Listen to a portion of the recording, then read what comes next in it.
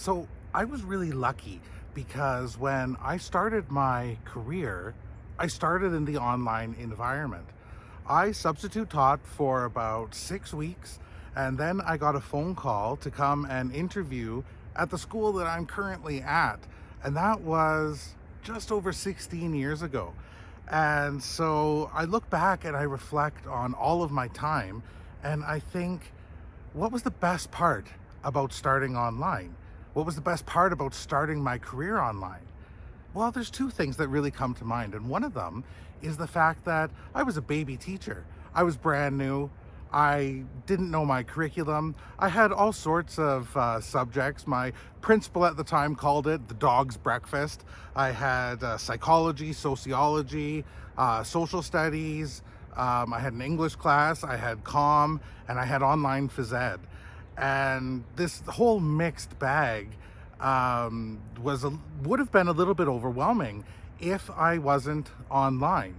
So because I was online, and because back then there was no synchronous, it was all completely asynchronous, it was all completely text-based, I had the opportunity to make sure that I knew what I was talking about before I responded to my students. And so it was such a confidence boost that I never felt like I was put on the spot like I might be in a traditional classroom. Of course, I was very responsive and very receptive to my students. However, if I needed to look something up, I knew that I could. I knew that I had the ability and the time and the freedom to actually look up the answer and get back to them. So I look back on those days as a true gift of having that ability to make sure that I was giving the right information when the questions were asked. So I've always appreciated that about the online environment.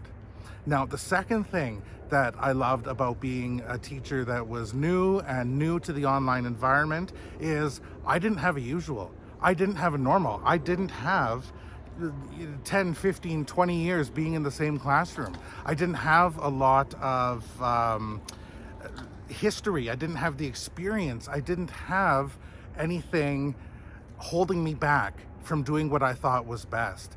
If I made a decision with consult with my fellow teachers, it was for the benefit of that student. It was never because that's how things are done at high school, because I didn't know any better, because I had never worked at a high school. So I've really carried that with me all these years later. I've carried that we don't have a normal. I've carried that we don't do things because that's how things have always been done, because we were building it as we were going.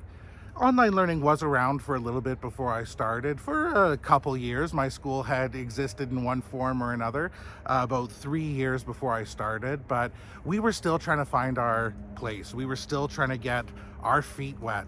And so because of that, I had the opportunity to do things properly, and not because that's the way that things have always been done. So I've carried that with me. I've carried that with me through my career as I moved from teaching those courses that I mentioned into becoming full-time English teacher, into becoming a learning leader, a curriculum lead for English, to becoming tech support, and into my administrative role, which I'm still currently in. I've carried that with me, that we don't do things because that's how things are done.